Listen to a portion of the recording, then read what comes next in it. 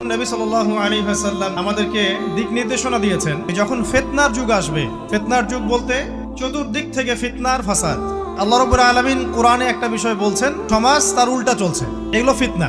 নবী সাল্লাল্লাহু আলাইহি ওয়াসাল্লাম হাদিসে একটা বিষয় বলেছেন, সমাজ তার উল্টা চলছে, এর নাম ফিতনা।